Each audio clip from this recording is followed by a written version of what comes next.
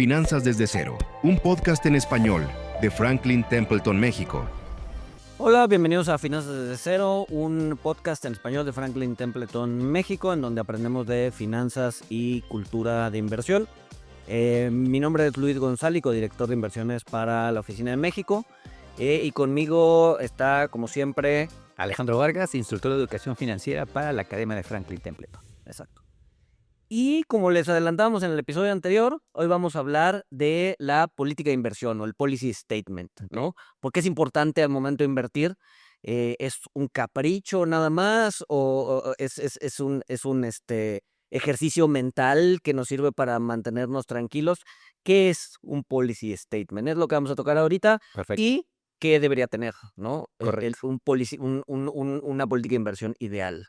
Buenísimo. Pues nada más para recapitular o para conectar con el capítulo anterior, vimos que invertir es un proceso que nos aleja de simplemente invertir en activos al azar o de escoger inversiones aisladas a un proceso un poco más intencionado, ¿sí? Un proceso que conecta el perfilamiento o los tres elementos de objetivo, plazo y nivel de tolerancia al riesgo con una cierta composición o mezcla de activos, ¿no?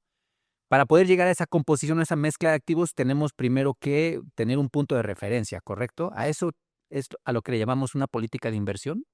Exacto, al final del día son las reglas del juego, ¿no? Y si bien, obviamente, o sea, es importante tenerlas, sobre todo cuando tienes un manejador, ¿no? Poderle decir al manejador, ¿sabes qué? Estas son las reglas del juego, así quiero que inviertas mi dinero. Y el manejador, bueno, firmas obviamente un contrato, y si el manejador se sale de ese contrato, incluso es penado legalmente decir, oye, ¿sabes qué? No estás siguiendo el contrato que tenemos firmado y por lo tanto, si pierdes dinero o lo que sea, pues puedo tener herramientas legales para defenderme, ¿no? Eso es como la parte obvia, pero incluso hay una parte personal en donde, ok, no estoy contratando a nadie, yo estoy haciendo mi propia inversión, digamos que es un contrato contigo mismo, ¿no? Es decir, a ver, inicialmente yo quería este dinero para esto, aquí están las reglas del juego que quiero seguir, se vale cambiarlas, los objetivos cambian, pero por lo menos que quede claro que aquí hay unas reglas que están sujetas a un objetivo que es el que quieres cumplir, ¿no? Perfecto. Y pues aquí la pregunta que para mí es la obvia es ¿cómo defines qué va dentro del policy statement? Ujú. Pues mira, a ver, lo primero yo creo que tienes que ver en qué parte de tu vida estás y para qué quieres el dinero, ¿no? Probablemente cuando tienes 20 años, ok, sí te interesa el futuro, sí te interesa el retiro, sí te interesan como cosas de muy largo plazo, pero también te interesa comprarte tu primer coche, también te interesa terminar de pagar la universidad, también te interesa probablemente eh, tener dinero disponible para salir los fines de semana. Ya cuando estás en los 30, probablemente te interesa formar una familia o emparejarte, ¿no? Sí, O sí. comprar tu primera casa, tu primer departamento. Ok. Entonces van cambiando, ¿no? Y dependiendo de dónde estás en tu ciclo de vida, Ah, es también los objetivos que quieres lograr, ¿no? perfecto. Entonces ahí tomemos un poquito de ese episodio 3 en donde hablamos de ese ciclo de vida. Hablábamos de que el ciclo de vida financiero tiene estas 3 etapas, una primera fase de acumulación de los 25, 20 a los 45 más o menos, en donde tenemos un horizonte de tiempo a más largo plazo, podemos incurrir más riesgo.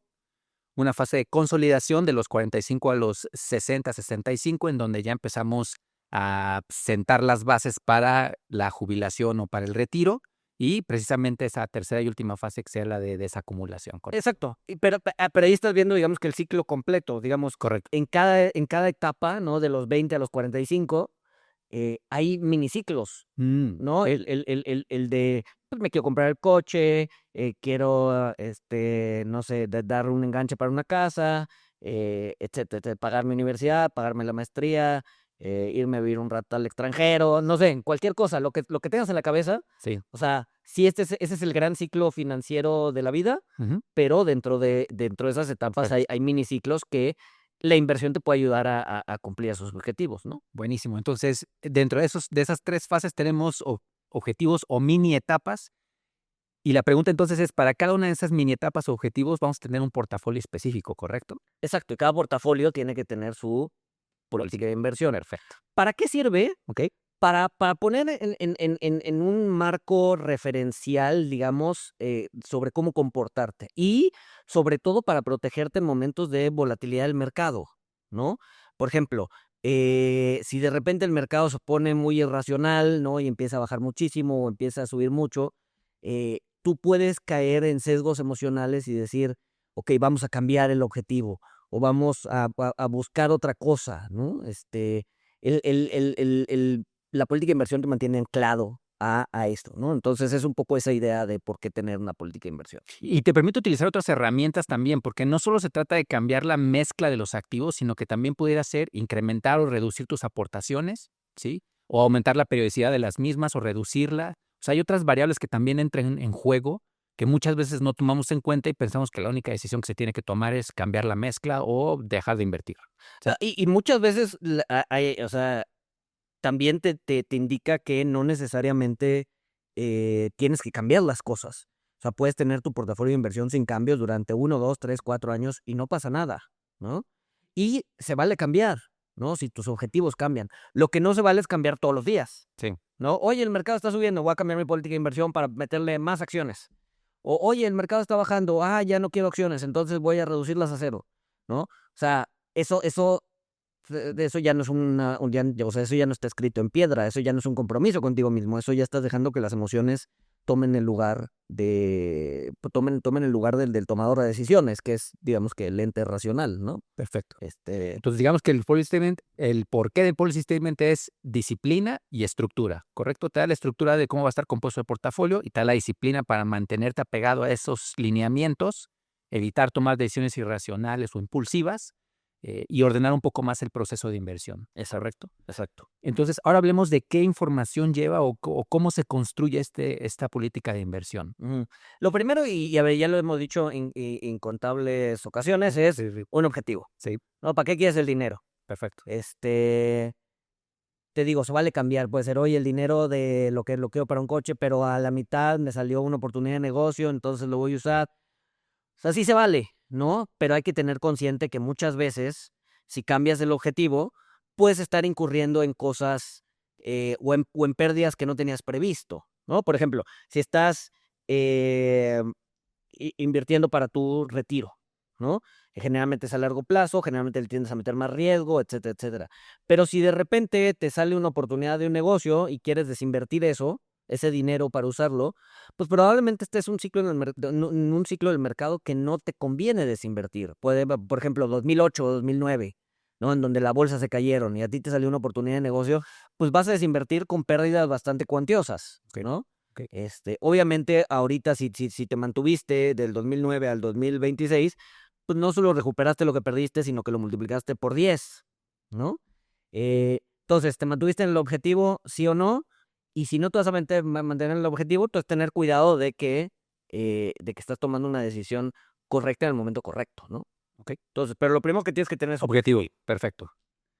¿Qué otras variables entran en juego en la política? Pues obviamente con el objetivo viene un horizonte, ¿no? No es lo mismo comprar un coche que retirarte, ¿no? O sea, si estás ahorrando 60 años para comprarte un coche, pues igual y el coche que te estás comprando es excesivamente caro. Sí, sí, sí. No, Sí. o estás haciendo algo mal, ¿no?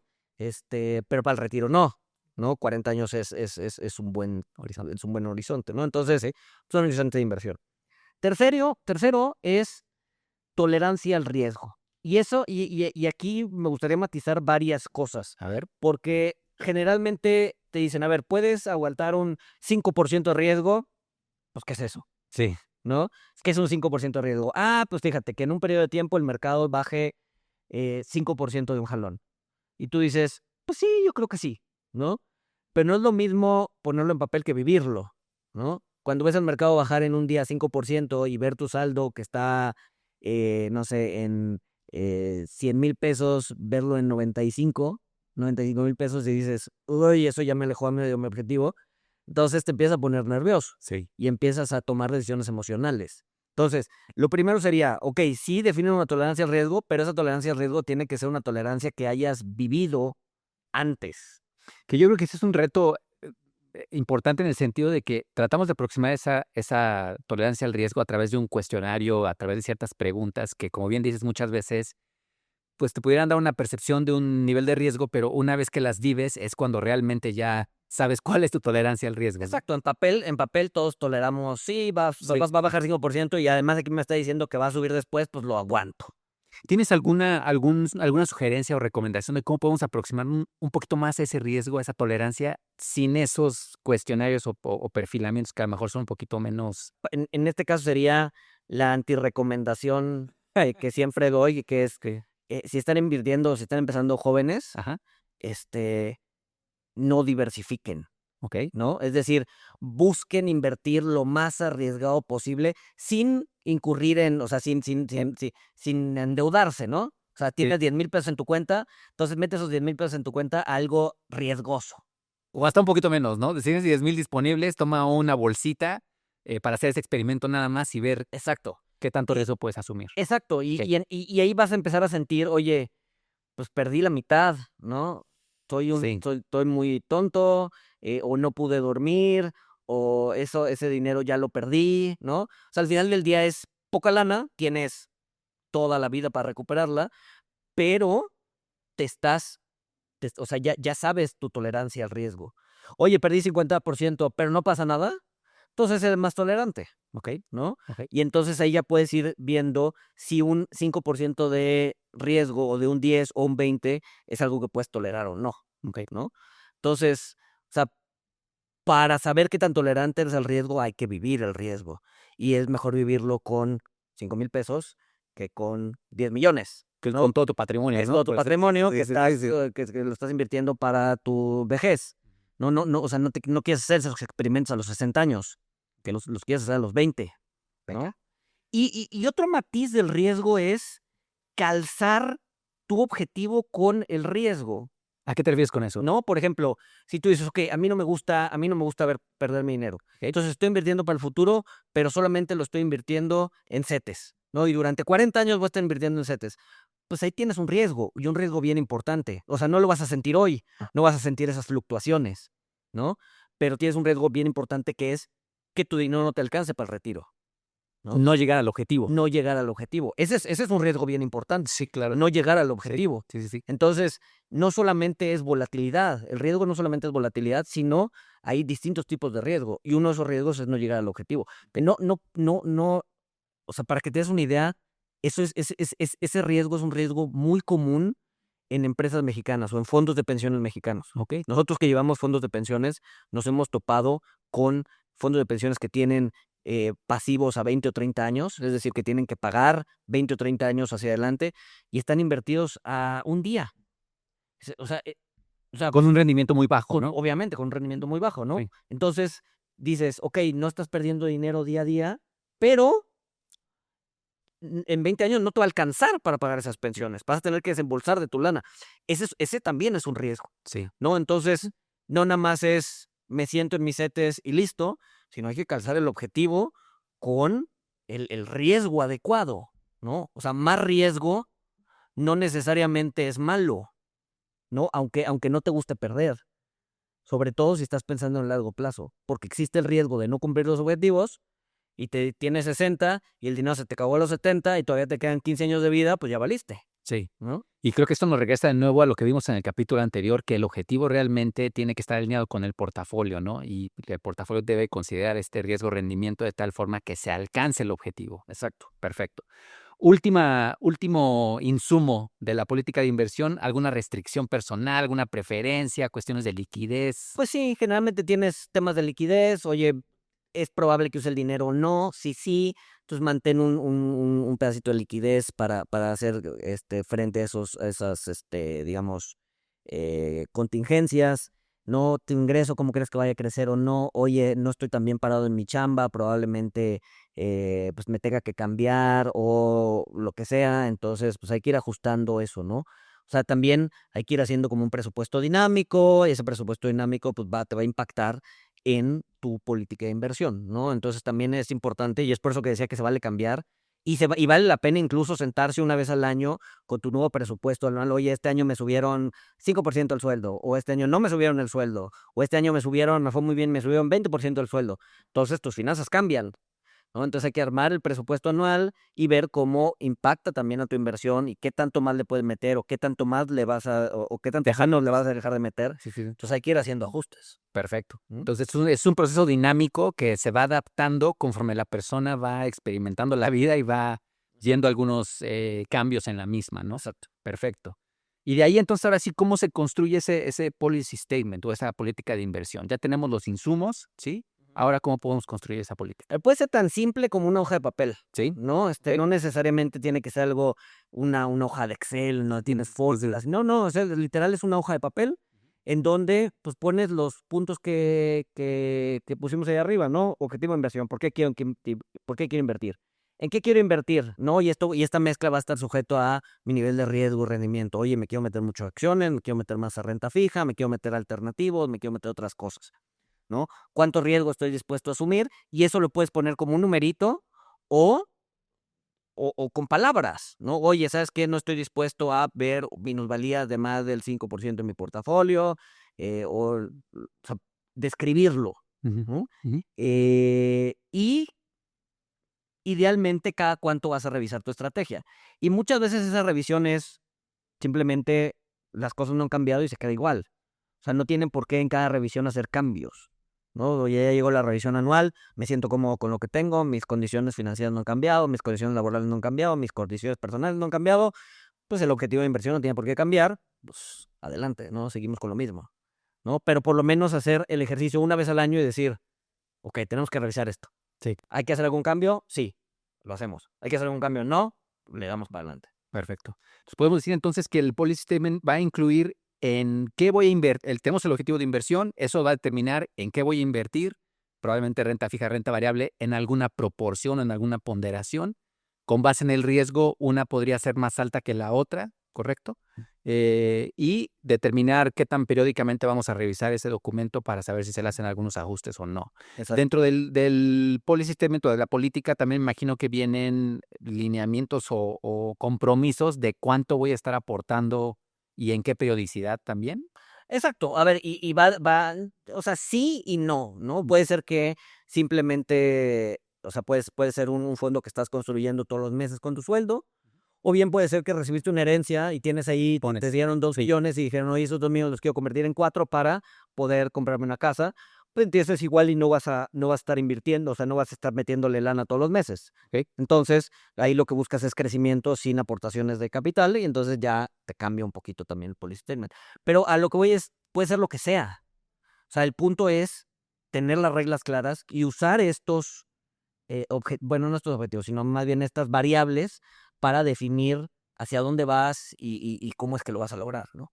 Y eso definitivamente nos lleva a simplemente abrir una cuenta y comenzar a meter dinero y escoger activos al azar, a ya tener un proceso bien definido, con reglas bien definidas, con parámetros bien definidos y que a la larga nos va a ayudar a mantenernos invertidos y a que el proceso realmente sea metódico, no sea ordenado. Exacto, va en contra de lo que decíamos el episodio pasado, que es, ¿por qué quieres invertir para tener más dinero? Ujú. Pues ese no es un objetivo, ¿no? Al final del día el dinero no es el fin, el dinero debe ser un medio para conseguir un fin. Sí. Entonces, el dinero como fin pues no es un objetivo y no puedes generar una política de inversión simplemente para tener más. Sí. Tienes que tener un objetivo, ¿no? Perfecto. Y vale la pena mencionar que dependiendo del inversionista, la política de inversión puede tomar un aspecto más práctico o un aspecto más complejo, ¿no? Para un fondo de pensiones, una política de inversión puede ser un poquito más detallada, más compleja, Sí, ser más variables. sí, o sea, tenemos criterios, tenemos clientes aquí en Franklin en donde la política de inversión son 20 hojas, Mm.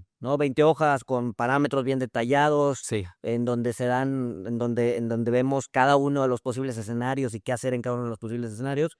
Y tenemos clientes que la política de inversión es media hoja, ¿no? En donde dice el cliente, a ver, estos son los lineamientos muy generales, ustedes tienen discrecionalidad al interior de cada cosa y denle, ¿no? Perfecto. Entonces, puede ser tan complejo o tan sencillo como quieras, pero tiene que existir Ujú. porque te sirve como un marco de referencia de cómo es que vas a actuar y hacia dónde vas y cómo es que lo vas a lograr, ¿no? Si yo no quiero invertir por mi propia cuenta y me quiero acercar a un profesional, ¿el profesional haría esa política de inversión conmigo? Claro, el profesional te tiene, o sea, parte del De perfil primero, ¿no? perfilamiento es eso, es poder generar tu política de inversión. Perfecto. Ahora, si llega un profesional y te dice, un profesional entre comillas, y te dice, aquí está la política de inversión y esto es lo que vamos a seguir sin siquiera consultarte, pues no jala. Sí, Claro, porque no conoce tus necesidades. Y es por eso que también preguntas que luego nos hacen como, oye, ¿en qué acción invierto? Oye, ¿qué es lo que está pagando mejor? Pues no son preguntas válidas porque no conozco tus condiciones. Es como llegar con el doctor, y ya he puesto este ejemplo, pero es como llegar con el doctor y decirle, oye, doctor, estoy enfermo, recéteme algo. Pero, pues, ¿qué tienes? Pues no importa qué tengo, usted recéteme algo. aquí ¿no? tienes, sí. Que estoy enfermo. Sí, sí. Pues necesito conocer primero tus síntomas Claro. antes de darte paracetamol o una quimioterapia. Sí, claro. O sea, son cosas bien distintas, ¿no? Y dependiendo de cuáles son tus síntomas es lo que te voy a dar. Pues lo mismo sucede con la inversión. Excelente, excelente. Pues bien, creo que estamos listos para cerrar el capítulo. Hablamos un poquito de los insumos que se requieren para esta política de inversión, que también la política de inversión va a depender del objetivo hablamos de que dentro del ciclo de vida financiero pueden existir miniciclos que pudieran requerir un proceso de inversión propio, y ese proceso de inversión propio puede llevar al desarrollo de una política de inversión para dicho proceso.